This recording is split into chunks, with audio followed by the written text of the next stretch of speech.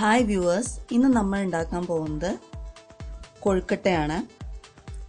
വളരെ നല്ല ഒരു പണ്ടത്തെ ഒരു പലഹാരമാണ് കൊഴുക്കട്ട.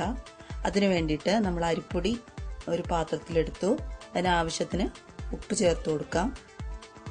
അതിലേക്ക് നല്ല തിളപ്പിച്ച വെള്ളം ഒഴിച്ച് ഇടിയപ്പത്തിൻ്റെ മാവിന് വേണ്ടതുപോലെ നനച്ചു കൊടുക്കാം.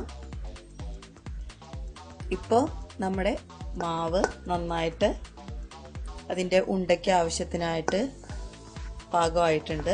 ഇനി നമുക്ക് അതിൻ്റെ ഉള്ളിലെ ഫില്ലിംഗ് എങ്ങനെയാണ് ശരിയാക്കുന്നത് നോക്കാം.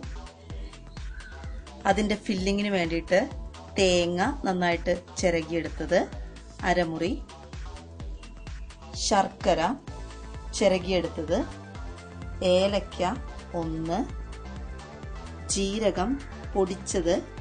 ഇത്രയാണ് നമുക്ക് വേണ്ടിയിട്ടുള്ള സാധനങ്ങൾ. നമുക്കിനി ഇത് എങ്ങനെയാണ് ശരിയാക്കുന്നത് നോക്കാം. ചട്ടി അടുപ്പത്ത് വെച്ചിട്ടുണ്ട്. അതിലേക്ക് ഒരു 1/2 ടീസ്പൂൺ RKGയോ അല്ലെങ്കിൽ വെളിച്ചെണ്ണയോ ഒഴിച്ചു കൊടുക്കാം. അതിലേക്ക് തേങ്ങ ചേർത്ത് കൊടുക്കാം. ഇനി അതിലേക്ക് ശർക്കര ചേർത്ത് കൊടുക്കാം.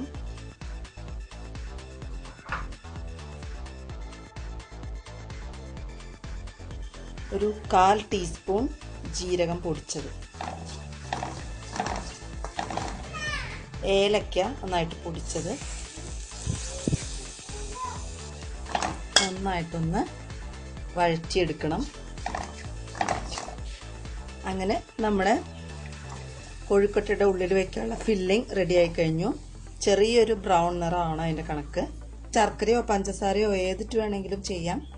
ഒരു ചെറിയ കഷ്ണം, ഒരു ഉണ്ടയ്ക്ക് പരുവത്തിനുള്ള ഒരു ചെറിയ കഷ്ണം എടുത്ത് അത് അപ്പം പോലെ ചെറുതായിട്ട് പരത്തുക.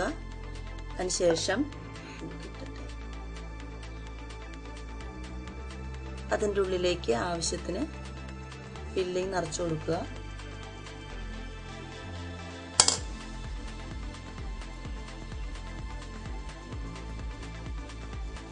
ഒരു ഉണ്ട പോലെ ഇങ്ങനെയാണ് കൊഴുക്കട്ട റെഡിയാക്കുന്നത്. ഇനി ഇത് ആവിയിൽ വെച്ച് വേവിച്ചെടുത്താൽ മതിയാവും. ഉണ്ടയാക്കിയതിന് ശേഷം ഇതെല്ലാം ഒരു ഇഡ്ഡലി തട്ടിൽ വെച്ച് നമുക്ക് ആവി കയറ്റിയെടുക്കാം. 10 മിനിറ്റ് ആവി കയറ്റാം.